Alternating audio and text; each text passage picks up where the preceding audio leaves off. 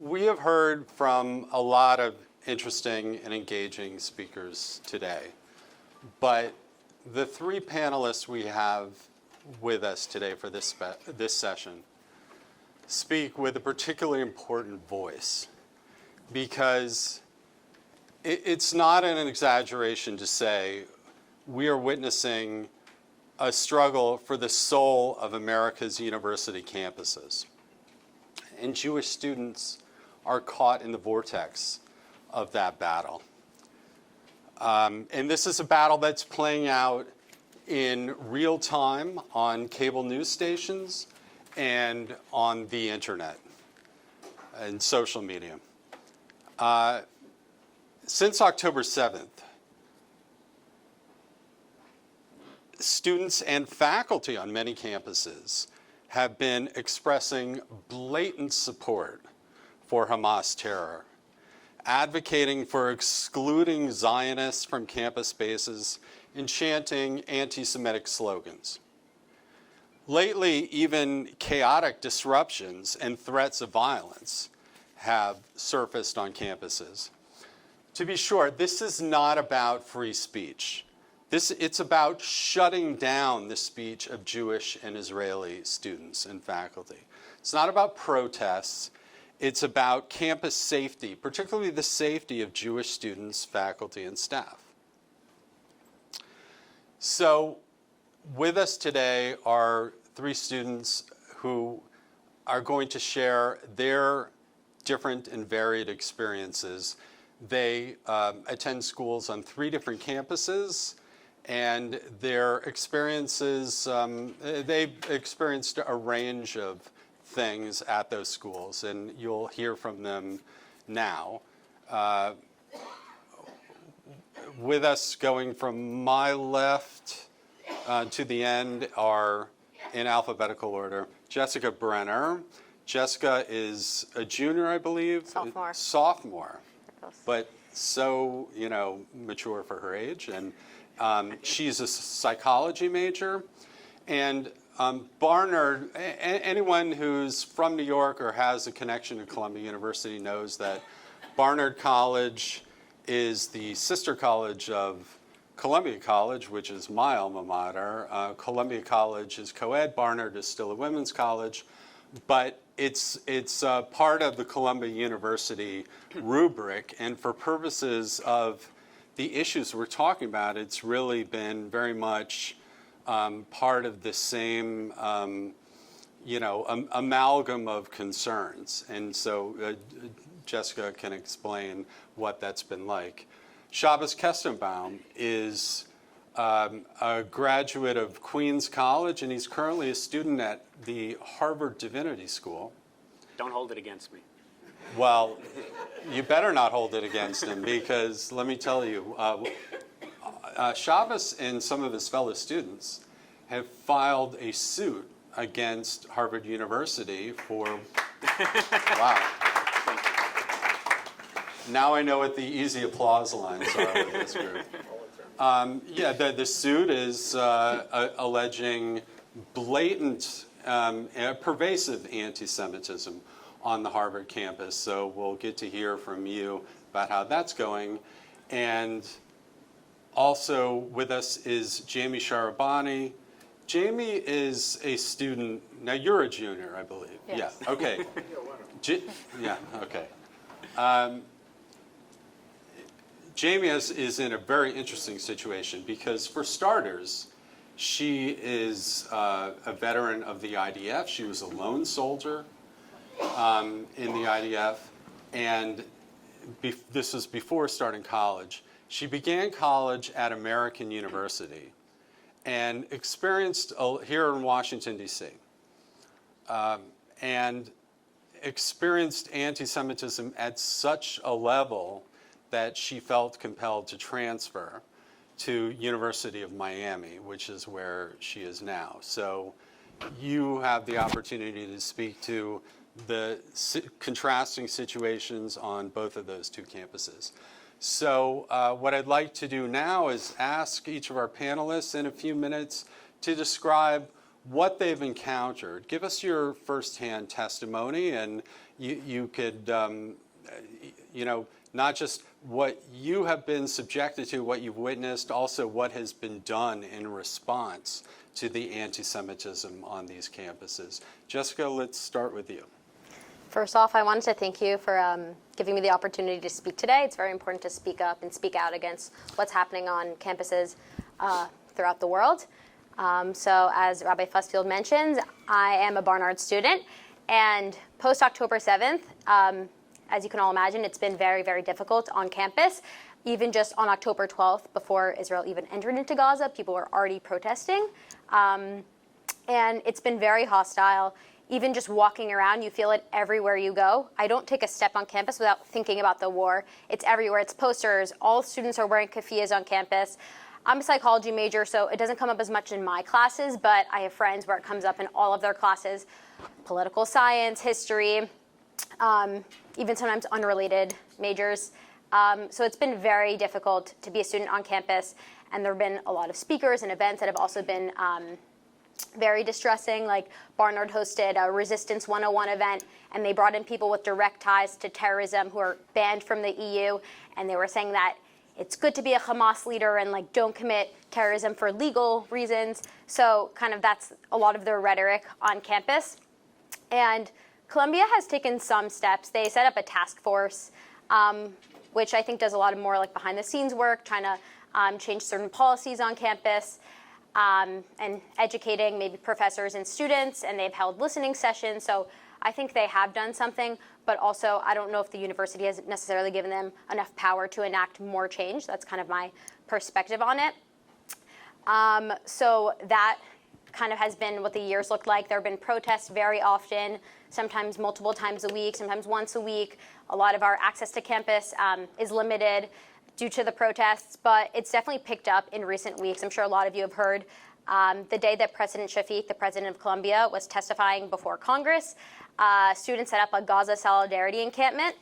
And so Shafiq, after a bit of time, let the NYPD come in and move them, but then they kind of just moved over. So it didn't really help the situation. And what they claimed was peaceful protesting was not. A lot of Jewish students were physically and verbally attacked on campus. Thank God I personally haven't had any incidents directly targeted at me, but I have friends who have. So I'm sure some of you heard, but one night when it was very violent, there were Jewish students kind of peacefully protesting, singing a song about peace and war, and we don't want to fight, and a student comes up in front of them and holds up a sign saying, "Al Qassam's next targets." And as they were walking out, they said, "Go back to Poland." During these encampments, many nights I would go to bed, and my building kind of faces main campus, and I would go to bed listening to "We don't want Jews here, we don't want Zionists here." That's what I'm going to bed to. So as you can imagine, it's very hard to be a student. We're expected to do work and do well and succeed, but my access to campus is limited. In the past 2 weeks, we went fully on Zoom. A lot of finals have been optional. People have been given A's, which is helpful for Jewish students, but then all of these protesters kind of get a pass. They don't follow the rules. They break the rules, and then things are made easier for them. So that's definitely been very difficult. It's been very difficult to be a student, and there needs to be consequences. And I think it's especially distressing for me to see so many outsiders come in also. So it's kind of hard to differentiate who's a student, who's a professor, and who's just an outsider. So I think that kind of sums it up. But I will say, on kind of to end on a happier note, is that I really have felt the strength of the Jewish community on campus. I'm part of the Orthodox community, and we've really come together during this time. I don't know if a lot of you heard, but our rabbi actually told us to leave campus right before Pesach because the situation was so bad. But actually, a lot of Jewish students came back for this past Shabbat, and it was actually very strengthening to see everyone come back together despite everything that we've faced on campus. So I think that has definitely been a plus to all of the bad things that have happened to us since October 7th. So. Thank you, Jessica. For those who claim, as some have done in the media and among the protesters themselves, that this is all peaceful and there's nothing anti-Semitic, chants of "Go back to Poland, we don't want Jews here" are about as explicitly anti-Semitic as you can get, and we've seen plenty of evidence of that, as Jessica is telling us. Shabbos, not too many Harvard fans in the room, apparently, but please let us know what your experience has been. Well, first of all, I want to, just because you mentioned it, someone actually did tell me to go back to Poland, and it happened to have been I was going to Poland that Wednesday. So, but I don't think they knew that. Check.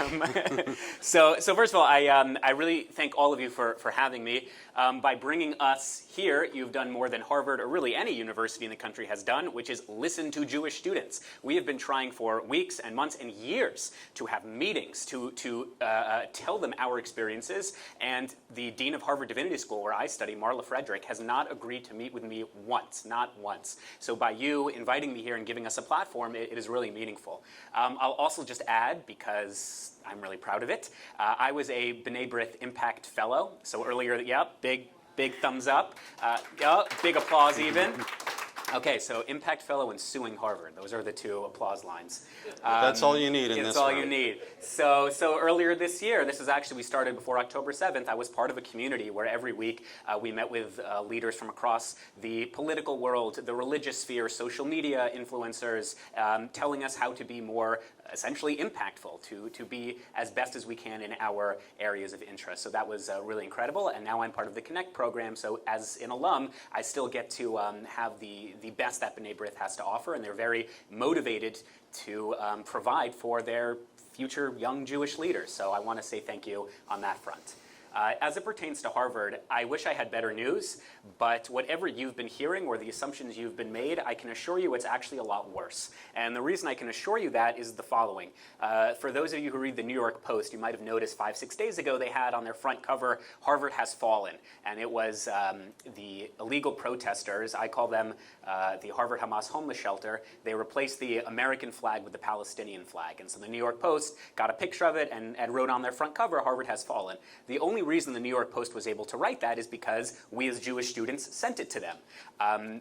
However, we are very deliberate and very careful about what we do send to the media, because there are many things that happen on campus that we know will not get attention from the outside world. So we just don't tell people about it. That doesn't mean it's not happening. It just means that it's not going to make the front cover. So we're very careful about the things that we know will elicit outrage, but there's a bunch of other stuff that should elicit outrage, but is not being exposed. So I was accepted into Harvard 2 years ago. I actually found out I was accepted while I was in Auschwitz-Birkenau, which is a story for another time, and it was very proud. I'm a first-generation American. I come from an Orthodox family. My father dropped out of high school, so to be able to be accepted into Harvard University was a very proud moment for me. I wanted to give over my proud American Orthodox identity, and at the same time learn in a pluralistic, non-sectarian environment, and learn from people from all sorts of backgrounds, cultures, and religious identities.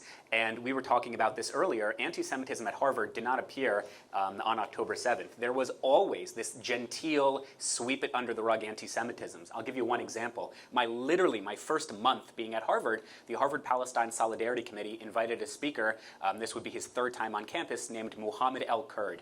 Muhammad El-Kurd, for those of you who don't know, frequently appears on the ADL's top 10 anti-Semites. He is someone who has professed that Jews eat the organs of Palestinians, that the Israeli occupying forces have internalized the ways of Nazi Germany. And for those of you active on Twitter, last month he lamented that Palestinians cannot hijack planes anymore. So this is someone who the Harvard-Palestine Solidarity Committee invited to speak. And if Harvard was an institution like the University of Chicago, which really does champion free speech, that would be one thing. But as I'm sure all of you know by now, Harvard was ranked dead last, 248th, out of 248 universities by the Foundation for Individual Rights and Expressions as it pertains to free speech. This is a university that literally regularly regulates, prohibits, and curtails free speech, free expression, and speakers. When I went to the Harvard president and to the Harvard administration and said, look, you rescind speakers who you believe are transphobic, who you believe are racist. This is someone who says that we eat organs of Palestinians. For the very first time, they said, well, he has First Amendment protections. That is a double standard, that is anti-Semitic, and as we will prove in court, that is illegal. This is before October 7th, by the way. I could give you a whole laundry list of other examples, but for the sake of time, I won't. Or maybe in the Q&A we'll get to it. people often ask me, what was anti-Semitism like post-October 7th? And the answer is there was no post-October 7th. It was literally on the night of October 7th.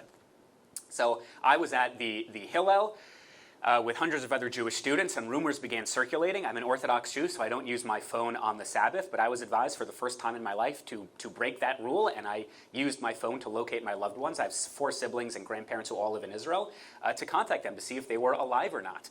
As that was happening, Harvard students, 34 student groups representing more than 1,000 students, jumped out of their beds, some in their pajamas, to draft what they called an emergency statement to blame Jews for the largest massacre of Jews since the Holocaust while it was happening. And Harvard has made it its business for years to comment on things that have nothing to do with students. So when George Floyd was killed, not only was there a statement 4 hours after the fact, but Harvard committed itself to totally expelling white supremacy and racism from their own institution. For 4 days, Harvard said nothing about October 7th. When they did say something, they didn't condemn the attacks, nor did they condemn the 34 student groups. It took the plagiarist, Claudine Gay, 2 weeks for her to officially say something in our support. And again, there's a lot more to say, but I think I've probably spoken for too long. So in my last 30 seconds, I'll just share one last anecdote.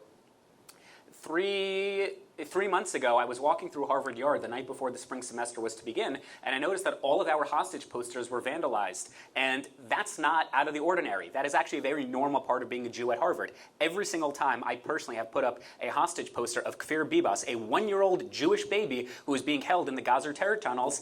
His poster is always ripped down within a couple of hours, without exception. So it wasn't out of the ordinary to see that it was vandalized. The difference was this vandal was unique. He had written that Jews did 9/11, that Jews were best friends with Jeffrey Epstein, and on Kfir Bibas he wrote, his head is still on, where's the evidence? So I immediately contact DEI, the police, the Harvard president, no response. I go on Fox News, 4 hours later there's a response. That vandal emailed me the next day, he's a Harvard faculty member. He challenged me to debate him in a secluded underpass as to whether Jews were involved in 9/11. I didn't respond, and that night he posted a video of him waving a machete with a picture of my face. It took 6 months and letters from Congress to get him fired. He was only fired yesterday. Okay. Shabbos, Harvard University might not be listening to you, but you'll always have a platform at B'nai B'rith. And Thank you. Thank you all. Thank you. And we'll have a chance to amplify your story, I think, through our communications and social media, even right now. So that goes for all of you. Jamie, now, please tell us about your experience. You, as I said, been a student at 2 different universities. It's a contrast of experiences, but please tell us about it. Yeah, so I transferred to University of Miami in August. So I was at American University for 2 years, and now I'm in what I like to call Israel on training wheels, because that's what Miami is. It's a big difference, honestly. I didn't, at first, when I transferred, wanted to really fully admit that I transferred because of the anti-Semitism. I said to myself, like, it'll be a better time, you'll be around more Jews, like, just all these different things. But when I really came down to the foundational reasons as to why I was leaving American University, it was because I didn't want to pay money to a place where I have to justify who I am. So if I go back a little bit, I served in the Israeli army for 2 years. And so I came to American University. I was already committed, whole thing, first generation student. My parents were very adamant about me already being committed to school. So I had a commitment to American, thinking I wanted to study like international relations. Long story short, I didn't. But I still went there to study, and it comes up, I didn't dorm. I'm a little bit of an older student. It came up like in conversation, oh, why are you older? Why are you, not dorming? Things like that. And for me, it was like a casual thing to just talk about my Judaism, talk about being in the Israeli army. Like, I was in Israel. It wasn't something, so mind-boggling for me. And I would tell people, and the response I got was, oh, so you killed Palestinian babies? Oh, so you're murdering people? Is that what you did for 2 years? And it really, this was 2 years ago, and just, since I started school in 2021. And that was the sentiment that I got, that I was received with. like throughout my time there. Even in classes, I took a freshman class that was mandatory for all freshmen, and it was almost as if I had to like prove that being Jewish was one, a minority, and two, something that actually is important to talk about, because it was a class on intersectionality. And this is just a small anecdote. I wanted to write a paper on the Warsaw Ghetto Uprising. They told me it has nothing to do with intersectionality. Try again. So definitely things like that just kept coming up. And a friend of mine and I, we just had enough at some point. We opened a chapter of Students Supporting Israel on campus, which I'm proud to say, like, even though I'm still not there, it's up and running and loud and proud. And if you want to check out their social media as well, it's amazing what they're doing. But I had to transfer. So I did that, and I transferred in August, night and day, actually. It's very interesting because at University of Miami, you see what happens when, I wouldn't say it's perfect, but when the problem is cut off at its roots and not when it starts growing and you're trying to trim the branches. Because October 7th happened, and week after, within 2 weeks, the president of the university put out a statement condemning the attack, saying that there is a safe space for Jewish students or any student that needs help or feels that they need a place to speak. And there's no place for any kind of, in more, I guess, political terms, no space for terrorism, because that's kind of what it is now. And it was cut off. There's no Students for Justice of Palestine at University of Miami. There's what they call Canes for Palestine, because it's like the Hurricanes. But they're not even an official club, so they can't apply or register to table on campus. They have to do it through it just makes it a lot harder for them. They have to do it through like the Arab Student Union or something of that sort. I would definitely say that like October, November, December, they were holding vigils, they were holding protests, but they were very short-lived. You know, we felt it as Jewish students. We definitely felt the backlash from these protests and these vigils and things like that, but it definitely isn't like the experiences that you just heard, because it was really cut off at the source. And now we're in our finals, and kids are taking their finals, and they're going home because they don't care enough. They don't know enough, they don't care enough, and they just want to go home for their summer break. You know, they're not, I'm sorry to say, they're not brainwashed. I mean, if they are, they just don't have enough momentum at the university to continue. So that's been my experience at Miami. I just wanted to end off because I want to go back to American for a second, just because there it's interesting, because like Shabbos, this was all before October 7th. Like I wasn't attending American, you know, at the time or even now, and my friends say that it's just gotten worse. But before that, it was this like political correct anti-Semitism that was going on. You know, like you're in DC, so everything is politics, but so then they're saying, how do we hide it? How do we make it just, put it into the curriculum? How do we hide it in the events? How do we make sure kids, Jewish students, aren't able to get into our events? Things like that. And they really hid it well, you know, and enough so that the university did nothing about it. So I would definitely say it's so important. It's almost like there's a silver lining between what's happening now. It's like really, really, really terrible. But at the same time, I like to know who my friends are and who my enemies are right in front of me. Like, I don't need it behind my back. So I think it's almost a blessing in disguise that we're seeing what's happening now.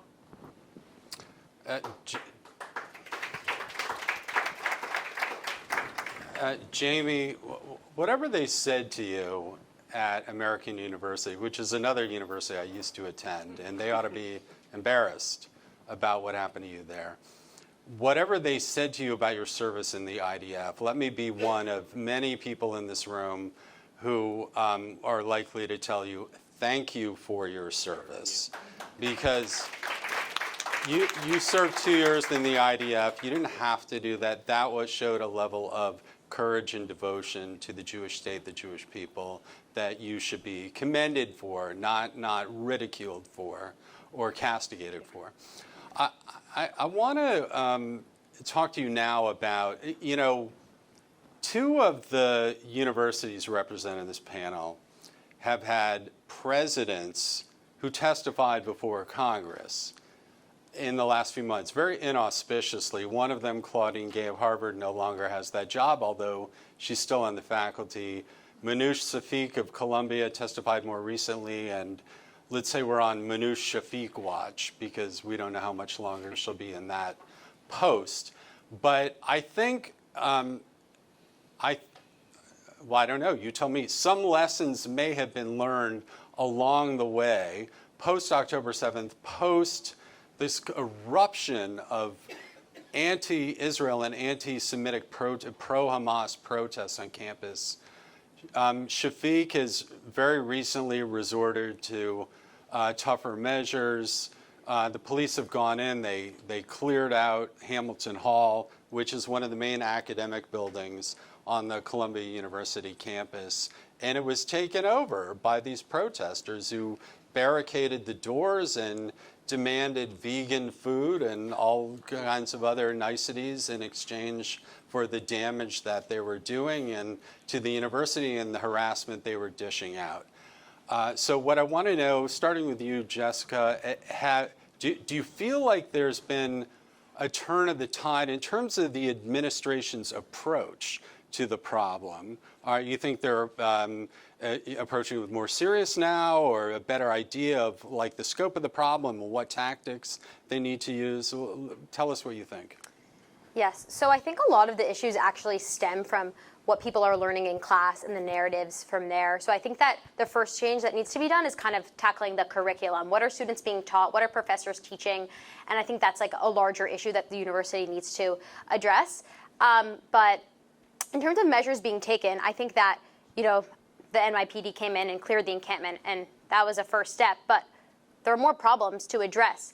What are they going to do about all the anti-Semitism? We've complained, we've protested, people have reached out to the administration, have met with the administration, and what steps can they take to actually implement change? It makes Jewish students feel safe. Jewish students were physically barricaded from entering certain spaces on campus. They said, let's form a chain so Zionists can't get past us. It's 2024, we're in America. How can we be segregated from entering certain spaces on campus? It doesn't make any sense. So yes, the encampment is cleared, but how do we move on from there? They need to tackle the issue from the source of it, which I think a lot of it stems from the professors. Who are they hiring? A lot of professors were protesting. They had professor protests. A lot of them were in the encampment. Ones who Shafiq said aren't teaching, they're grading papers, they were seen in the encampment. So the university has to actually take steps to make change. And right now, a lot of Jewish students don't feel safe on campus. Campus is closed right now. You can't access campus. I can't get onto Columbia Gates unless I live there. I live on Barnard's campus, so I can't access. Everyone's gone.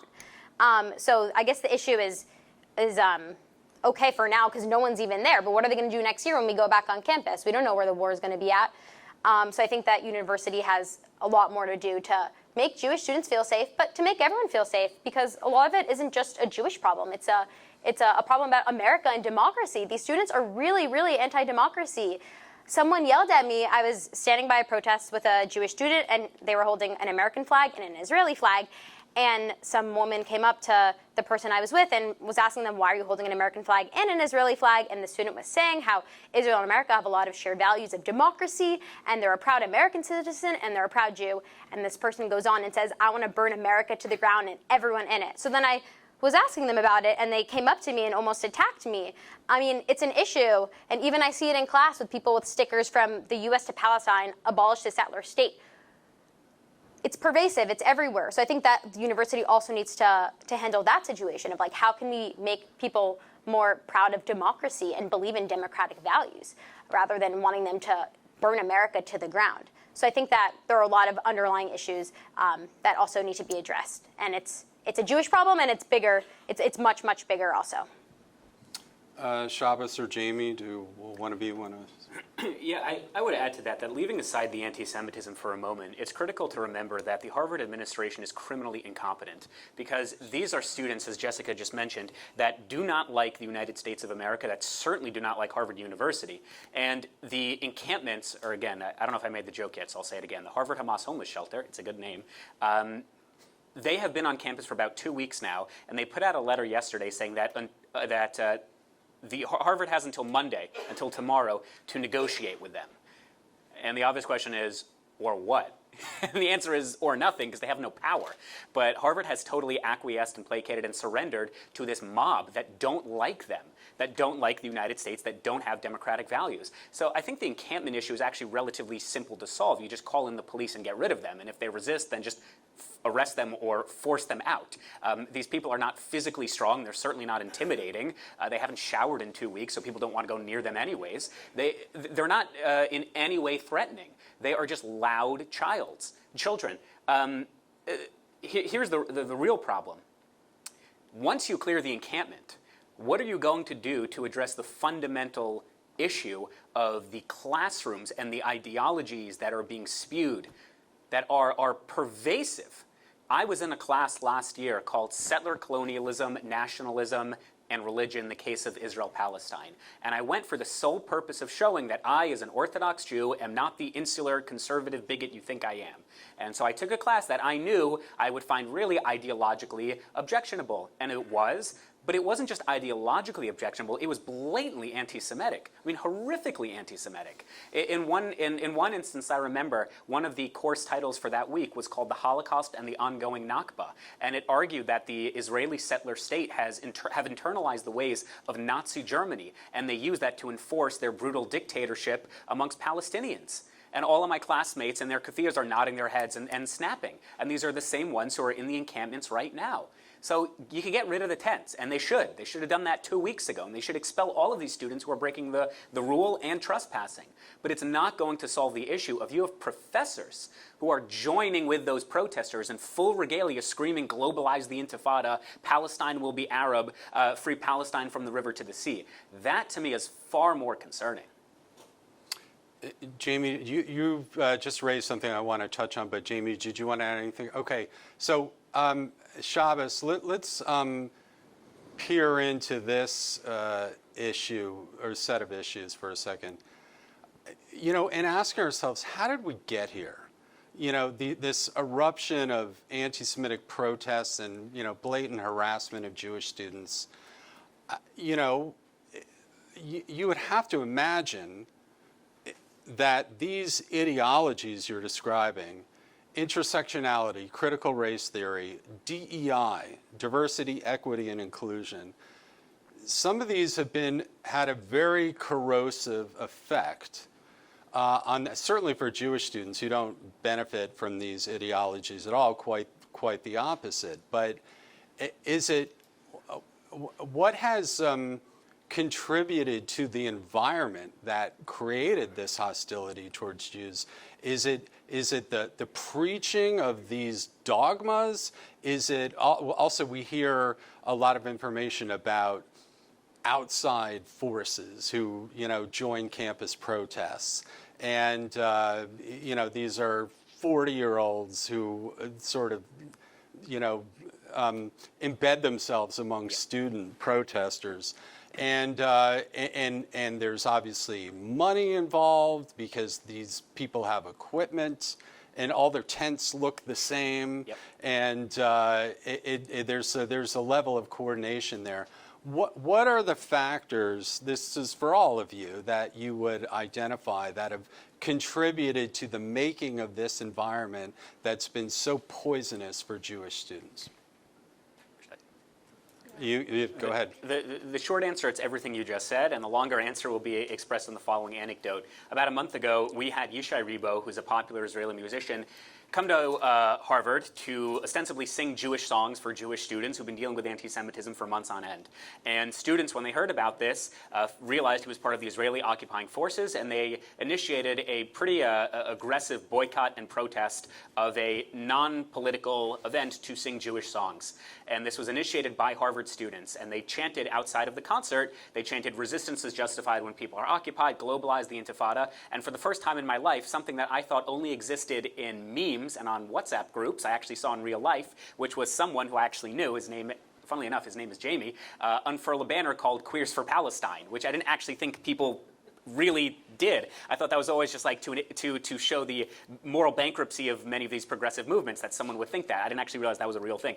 Anyways, so they're chanting all of these things. We had to hire private armed security to protect Jewish students to sing Jewish songs. And I emailed Harvard DEI. I've emailed them at least 40 times at this point. And I said, at the very least, can you not condemn the fact that your own students have created an environment that is so unsafe for Jewish people that we need to hire outside security, guys with guns, so that we can sing, you know, Kol Haolam Kulo. And they responded that, number one, we're sorry that you feel you need to hire security, which is gaslighting 101. And number two, this does not fall under our purview, which is blatantly hypocritical, painfully hurtful, because as I mentioned, this is the same DEI, and I think they should have done this, and I'm glad they did. When George Floyd was killed, they said something. They said this is outrageous, and that we are going to root out systemic racism. And when Russia illegally invaded Ukraine, they flew a Ukrainian flag the very next day. After October 7th, they would not allow us to fly an Israeli flag. So when they say that, well, we can't talk about things that happen outside of the purview of Harvard, when number one, this is about Harvard students making an unsafe environment for Jews, and number two, they literally always talk about things that don't fall under their purview, it really highlights the fact that, yes, the stereotype is true, that DEI has created a culture whereby all the world's people can be classified in two criteria. You are either oppressed or you're an oppressor. And Jews have the misfortune of being characterized as white, and whether it was 40 babies beheaded or 40,000 babies beheaded, it's almost irrelevant, because we, as the oppressor, can do no right. We can only do wrong.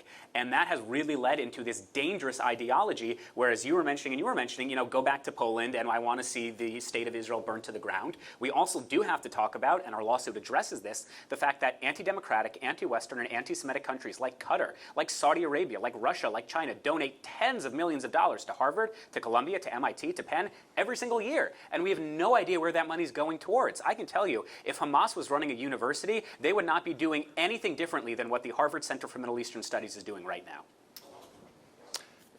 You know, it's one of the ironies of the Jewish condition in 2024 that if you are a white supremacist, like the ones who marched on Charlottesville 7 years ago, carrying tiki torches and chanting, "Jews will not replace us," Jews are not white in their view. On the other hand, if you are a race essentialist, Jews are white and they are privileged. So in either case, Jews are in the category of the other, the one that they don't like as much and the one that doesn't have a voice in these discussions. That's what we're up against. Okay, I know there are some questions. I see a hand right there. Would you like to ask? Hi, I have two questions. First of all, which is the percentage of students that participate in this pro-Palestine protest in your campuses? Which is your idea? Who are the people who participate? Which is the percentage? Percentage. Oh, the percentage of people on the campus. Students that participate. Yeah. We hear that it's smaller. So I won't be able to give you a satisfying answer. A lot of these students, or so-called students, are masked or wearing keffiyehs. And especially on Columbia's campus, a lot of people were sneaking in through the gates. So you can't differentiate who's student, who's a professor, who's an outsider. They're all masked. So we have no idea the percentages. Okay, but if the university you have, I don't know, 20,000, they participate, I don't know. Like, from what I can say, when they broke into Hamilton Hall, one of the buildings, I think over 200 people were arrested, and I think a large percentage of those arrested weren't actually students. So I think it's definitely, it's a mixture, but I don't have like exact numbers. It is a lot of students, and I bet it's also a lot of outsiders as well. If I could add on to that question, number one, a deliberate strategy of these protesters is to wear masks and keffiyeh so that they will not be seen. I also can't give you an exact number, but what I will say is this in terms of data. After October 7th, Harvard Divinity School overwhelmingly passed a resolution in support of BDS. After October 7th, the Harvard Graduate School of Design overwhelmingly passed a resolution in support of BDS. The same is true of the Harvard Graduate School, the Harvard Graduate Union, and the same is true of the Harvard College, except on technical grounds it was revoked, but overwhelmingly passed by the students. I have a second part of the question. Okay. I'm not sure if you have some friends that they are not Jewish. Friends, classmates, I don't know. The question is what is their position in this? So I can actually take this one. I actually have a good amount of like non-Jewish friends, and a lot of them don't even know anything. Like I have a friend who she knows I'm Israeli, knows I'm Jewish. We never really spoke about it.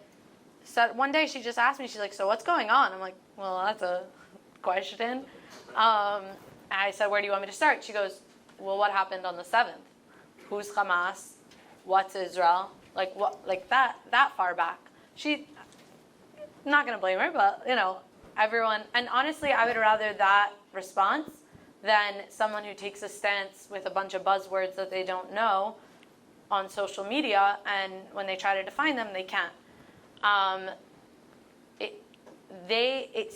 It falls into this huge overarching category of they don't know, they have no idea, and then it breaks down into they choose to take a stance because it's popular, right, and like be on the right side of history because that's what it looks like, or they're actually somewhat intellectual and they decide to like read about it and educate themselves before speaking up.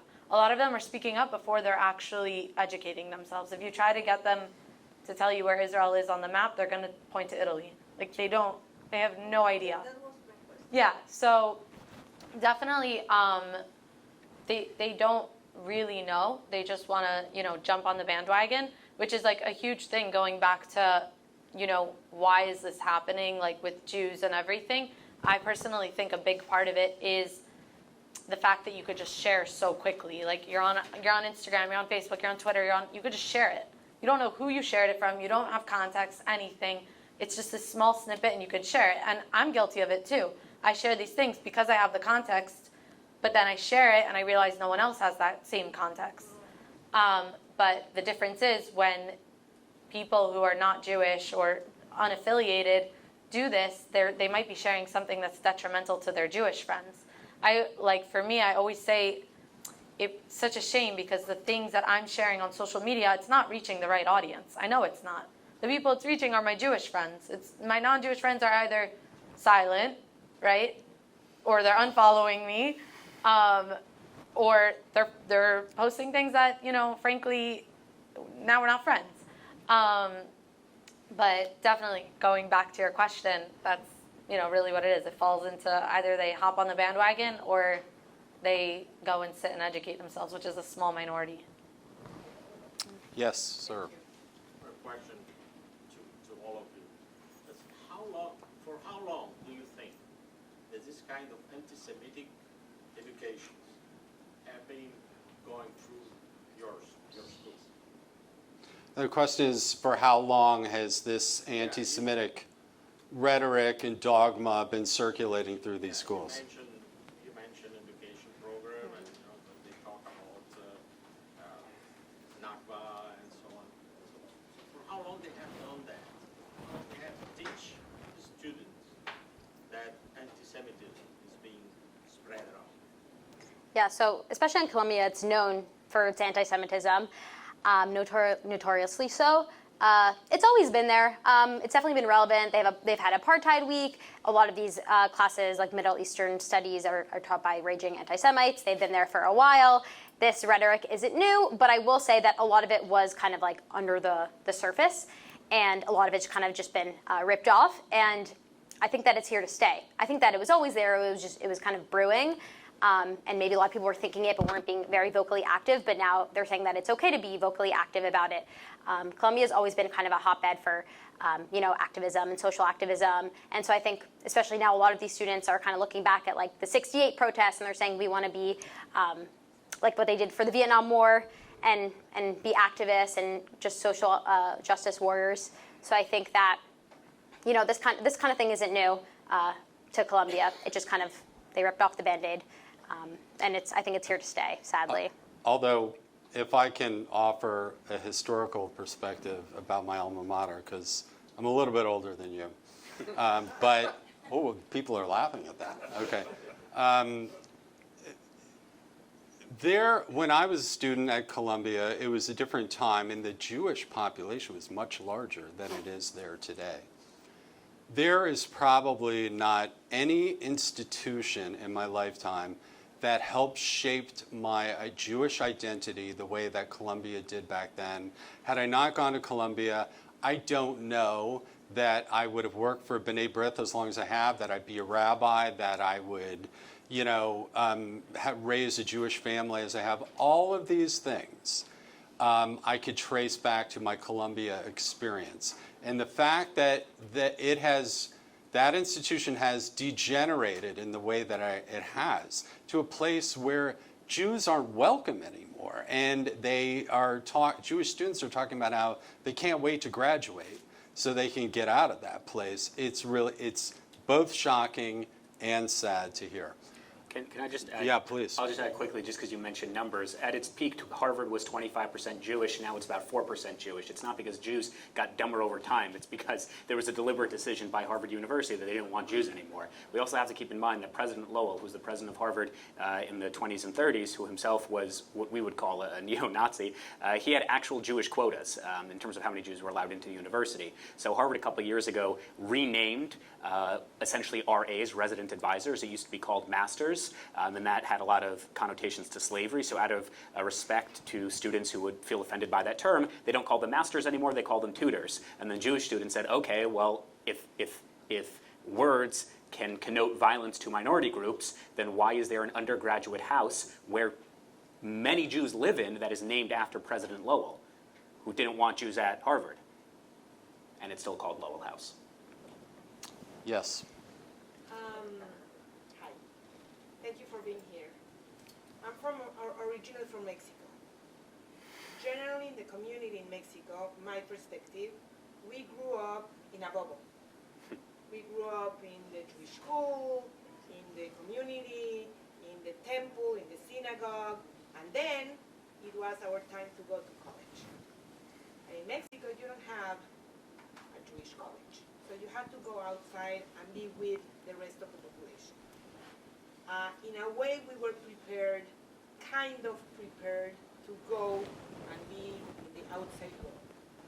Here in the United States, my perspective, being here for 23 years, it's a little bit different because you are outside in everything you do, and you're part of the society, and you're doing things with people that are not Jewish all the time. What would be your recommendation, your advice for kids that are going to college next year, the following year, the sophomores that are with you, or even the kids that are going out of college and going to their masters, how they would behave in college, and how they would feel if they have something in the colleges that are more safe for them to be, if it's Hillel, if it's something else, Chabad, inside the colleges. Safe havens on campus for Jewish students. Any thoughts about that? I can speak. I am an active member of Hillel, specifically the Orthodox community within Hillel, and it's definitely been a safe haven for me. Generally speaking, I don't really like working in the libraries anymore. Not because I necessarily feel unsafe, it's hostile, and so I probably spent most of my day in Hillel, and they have amazing resources and amazing staff. And like I mentioned previously, the community has really been strengthened by everything going on. So I'm definitely very conflicted about what I tell to future students, whether to go or not. It's a lot of money to funnel into these universities to get this kind of treatment, but at the same time, there are really great resources and really great communities at these schools. So that's definitely been kind of a silver lining amongst kind of all the darkness on campus. But Jessica, if I'm not mistaken, you have played in a klezmer band at Columbia Barnard, is that right? Yes, I have. So Jessica's doing her bit, not just for the pro-Israel cause on campus, but for Jewish culture on that campus. So thanks for that as well. I have to add as well, Jessica's sister's at Harvard doing Yiddish as well, so the whole Brenner There you family. go. A full month.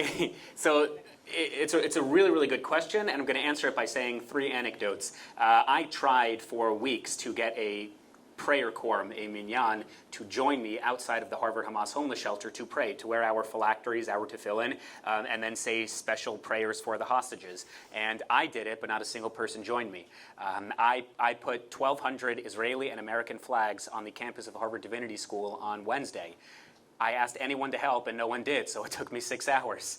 I wanted anyone and everyone to join me on this lawsuit. To this date, I'm the only plaintiff. I'm not particularly intelligent, and I'm not particularly articulate, but I'm the only one who seems to be pointing out pretty basic problems, and it's not because I'm such a good guy. I'm really not. But there really are not many people who are willing to put their names out there and to do something, and it's incredibly frustrating to see it time and time again. So the best thing that I can say is, whether you were in your familial or personal capacity, as a parent, as a family member, as a friend, or as an educator, as a role model, we have to inculcate a passion and a pride of being Jewish or being a Zionist, that it's not a dirty word, that we stand with the United States of America and we stand with the state of Israel. So when these students eventually do go to college, they will be the ones planting the flags, and they will be the one to challenge their professors, as opposed to they come to college and they don't particularly have any ideologies one way or another, and they get swept up into the fad of the time, which today is of course Palestine. So it's been really, really difficult trying to fight at Harvard when you're just so alone. Just add on. I think as Jews also, we when you take a step back, we have the privilege of having a responsibility to speak out for ourselves. And, I always like to think about we're a light unto the nations. We really have to do our part. And it's not, I don't even think of it as a burden. For myself, it's a privilege to do that. But there are a lot of people who, speaking out isn't their thing, right? Or posting on social media isn't their thing, or whatever it might be, I think regarding your question, going back, kids in high school applying to colleges, I don't think anymore the list is, location, major, how good the school is, whatever. It's your Jewish community. You want to find that safe haven for sure. I think that's number one. Number two, when you're in the school, I think what's really helpful is finding that community and being able to advocate in your way in that community. So whether you're even just going to a Shabbat dinner, right, and you have the people around you and they strengthen you, and then they're going out and advocating because you're their friend, it's all these little things that help each other. It helps boost everyone up, because when you feel alone and you're by yourself putting flags down, it's not the best feeling in the world. My back kills. So I definitely think if you're not the one advocating, then you're at least supporting your friend advocating, and you're helping them. What can I do? How can I help you? I'm good at logistics. I can do that, because it's definitely a part of our responsibility, whether we like it or not. Millie, I saw your hand earlier. Yes, I kind of got kind of an answer about the question also I was asking. But what I had in mind was, I was curious, yes, about how do you, kind of you responded, but going through this terrible experience that's been going from before, as you mentioned, and I'm so happy you're here sharing your experience with Renee, and we're doing our part. However, how did you feel towards the response of Jewish organizations to you? Because it's really, we try to do our best, but I think we could have been done more, as seeing that your pain and the pain, what's going on in Israel. I know we all are sharing an open wound, and we're here to do better. So I would like to hear a little bit more about your criticism, whatever it is, really, and what can we do more? Yeah, help us help you. So I was actually going to say, it might be like in hindsight kind of thing, but when I was transferring, my mom's a big like logic person. She goes, why do you want to transfer? What are your reasons? You know, you're getting an education, you're paying, you're in a safe, you have a roof over your head, you have food on the table, like what's wrong? It's like, listen, you know, I can't tell people that I'm Israeli, I can't tell people I'm Jewish unless it's my community. She's like, whatever, like she's Israeli, like deal with it, it's fine, you know. So I still transferred. There's a little, you know, knocking heads for a while, but then October 7th happened, and at the first call I get from my mom, thank God you transferred. Wow, like, oh my God, like my mom sleeps at night, she's good, like I'm safe, right? Looking back, my one criticism is she didn't believe me that anti-Semitism existed, right? We're looking back on it now, but I think a big thing is definitely like taking what students and the next generation are telling you at face value, you know, because I know a lot of times, and even before the war, it was coined like for even like the soldiers in Israel, they were just the like the privileged like generation, the iPhone generation, like they're gonna have a broken neck because like they're just always looking down at their phones, and now they're like the generation of heroes, right? Like they always had it in them, you just have to give them the chance. So I think definitely like, you know, not discounting what students and this generation has to say, even going forward, because I know the momentum will be lost at some point and will still be looked at as this like iPad kid generation. But I think there's a lot to be said in like what we say at face value. So this question is going to get me in a lot of trouble, but first I want to say one thing. Claudine Gay was the best and worst thing to ever happen to Jews at Harvard. She was the worst because she was the worst, but she was also the best because we were saying for months that anti-Semitism at Harvard was really, really bad and no one believed us. And then she said in front of Congress on live TV that you can call for the genocide of Jews depending on the context. And we were like, we told you. Because this is being recorded, I'm going to be very careful with my answer. As I said, I was doing B'nai B'rith before and during October 7th and after, and they were great. It was a sense of community, and as I said, they connected us to all the right people, and they gave us strength and motivation, and I really do appreciate B'nai B'rith for everything they did. That's all I'm going to say about B'nai B'rith. Now I'm going to talk to other organizations. Other organizations, which I will not name by name, came to me. I spoke in front of Congress about 2 months ago, and the CEOs of these major Jewish organizations, who again I will not say their names, they told me, you're just so brave and you're so brilliant, and we're so sorry what's happening. Look, I call my mom every night. I know how brave I am, and I know how amazing I am. That was a joke. I know how terrible and sorry you are because I experience it every single day. I don't need you to tell me how brilliant I am, and I don't need you to tell me how sorry you are. I need you to tell me what you're going to do with the hundreds of millions of dollars that I know for a fact that you raise every single year, and tell me what you're going to do to allocate those resources, whether it's financial, whether it's manpower, to universities and to Jewish students who are facing anti-Semitism on a daily basis. And I don't know about majority, but at least the plurality that I have seen and I've spoken to haven't really done that.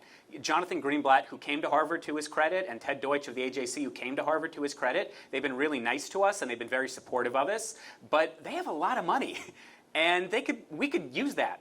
I know exactly what I would be doing with that money. I know exactly what I would be doing if we had a compliance officer or if we had more resources for Jewish students at Harvard, but we're not really seeing that. So I think what you in this room are doing with B'nai B'rith is really good, and I'm saying this because B'nai B'rith doesn't pay me. If you're donating, keep donating. Donate more, because it's important, to go back to my earlier answer, to have committed and passionate Zionists and committed, passionate Jews when they enter college. Already, as young as possible, and that's what B'nai B'rith does already. So it's incredibly important to continue to support an organization like this. Yes, you had your hand up earlier. Sorry What? that I would ask. I don't have a question. First, I'm sorry what you are facing. Yeah. I'm very sorry. I'm coming from countries that we experience anti-Semitism very early in our school activity, and probably is something a little bit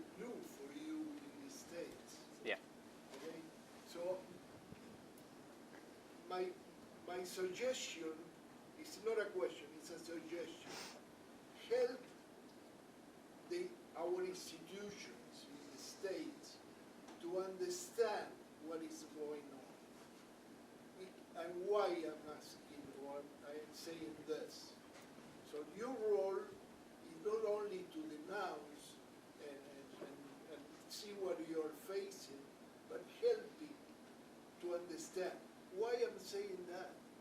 We are in an era that diversity and respect for diversity is an acceptable philosophy today in general, in the work, in the companies, in school, in the university.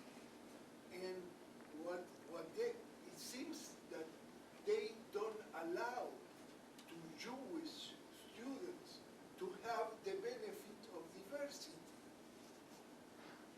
It's incredible to understand this. Because Okay, can we allow them to respond? I'm sorry, we have only about 5 or 7 minutes left. So. My point is, help to understand what the ridiculous of this, that you are suffering, not allowing you to have diversity, when diversity is accepted. So instead of a question, I'm saying, help your institution, your Jewish institution, to understand what is going on. Because I think there is no sense to this, except that some people decided to target you. Okay, thank you. Would you like to respond? What I'm saying? Sure. So first of all, that's why, again, to praise B'nai B'rith, it's important that nonprofit Jewish organizations like this are platforming Jamie and Jessica and I, because there are lots of other Jewish organizations that could be doing this and they're not. So to your credit, this is an important first step. As it pertains to diversity, absolutely. No one is inherently against the ideas of diversity, equity, and inclusion. Those are all good, positive things. And there's still a lot more work to be done, whether it's the LGBTQ plus community or African Americans. All we are asking is for the equal enforcement of policy and to be included in those conversations. Is there something? Hello? It's on? You can hear me? Yeah, we Okay. can hear you. So yes, we are trying, whether it's in Miami or at Columbia, at Harvard, we are trying to put that forward. Make those universities know that it's not that we're against them, but you are so obvious derelict in your duty of providing that equal protection and making sure that all minority groups are included, because Jews are a minority group in the United States and a minority group in the world, but we're just not treated or seen through that prism. We are seen as a white oppressor. We see that through the classrooms and the ideology, and we see that with our fellow students chanting "Globalize the Intifada." So I guess I'll finish by saying, help us, help you, help us, Yeah, whichever that was one it. it is. But Help let's us, help you. exactly. But let's work. There we go. Let's work together. Let's work together on this issue, because we as Jewish students cannot do it alone. Can I just add? Yeah, please. 2 points. One, it doesn't help to say this, but Jews are just the exception to the rule in most situations. So anything that applies to most minority groups doesn't apply to Jews. So it's 10 times harder to make things happen. The other thing is I've noticed that as Jews, we don't victimize ourselves. You know, something happens to us, we get up, we go, we keep going. You know, the Holocaust happened, got up, kept, we remember it, you know, we cannot forget it. But, you know, people got up, they built lives for themselves, they didn't victimize themselves. My grandparents were kicked out of Iraq. They got up, they built a life for themselves, 7 beautiful children in Israel, and kept going. And I think, it's a strength, but it's also a weakness, because while we are building these successful lives, we're not, you know, playing to these weaknesses that actually exist, and people don't see us as victims, which, you know, foundationally we are. Because, I mean, even saying that, I don't like saying that, because we're a strong nation. But I think that's a huge part of it as well. So while, you know, these pro-Palestinian, pro-Hamas are playing to emotion, we play to logic, and it's kind of hard to, you know, balance that. Sammy, I think I saw your hand earlier. Yeah. Listen, I just to sympathize with what you said, feeling alone. I went to school in the 60s, in Middle America, in Missouri. And I used to see the sign saying, no niggers, no Jews, no dogs. That's to answer your question, okay? So it was 50 years ago, we had that already. We had it, okay? Right now, you have organizations. You may have Hillel, or you may have B'nai B'rith on campus, whatever. You have help now. We really didn't have any help then, okay? So in your case, we have a good chance, okay? We have a better chance than we ever had. B'nai B'rith is here. Let's do it together. Yeah. That is a very good note to end on. Let me allow for final comments if there's anything that the three of you would like to say before we depart.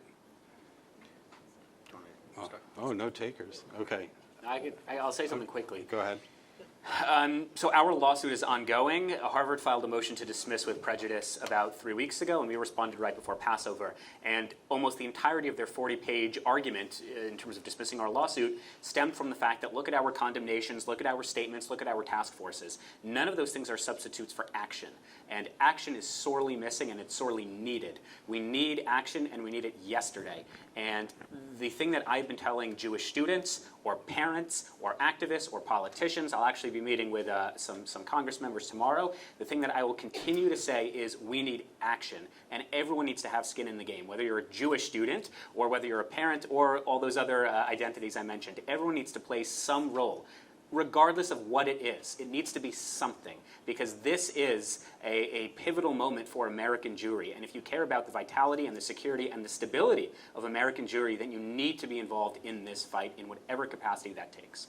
I'll just. How are you funding your part of the lawsuit? Because this is on camera, I will just say we have very nice supporters. There are backers. Okay. Yeah. No, Last I just comment? wanted to, like, on my end and say I recognize and really appreciate that you guys are sitting and asking questions and having this conversation, because it's so important. Like, I know you didn't have any help in the 60s, and we have like so many organizations, and we're always going to complain, that we don't have enough and there's never enough, whatever. But really, like, it's amazing that we're able to have these conversations, and that us as like range of 18 to 20 plus year olds like are being heard, so it's very important. Did you want to chime in? Yes, Jessica? I also Okay. wanted to say that I think it's really important also because it's important to speak up and speak out about what's happening on campuses, because it can also extend beyond campuses. And, we really want to strengthen the Jewish people. And I'm especially worried because the people on campuses are going to be our next doctors and lawyers and politicians. So I think it's really important to mobilize and speak up and speak about what's happening and educate people, and also to equip, like we were talking about, the younger generations of what life will be like for them on these campuses, and how to better equip, high school and middle school students for what their future might look like. So I think that's very important. Well, I think this is a good way to end the programming for today's conference, because I think what you've shown us is a glimpse of is not just what the future doctors and lawyers look like, but what the future Jewish community leaders look like. And what we really are encouraged to see is that there are people like the three of you who are willing to pick up the mantle of Jewish activism, pro-Israel activism, and really, show the courage and leadership that this task requires. Shabbos, I think you sold yourself a little bit short earlier. I think all three of you passed the articulateness threshold. Your mother was right, so listen to her. But all three of you done great, and we wish you, all strength and good fortune moving forward in all your endeavors. So thank you.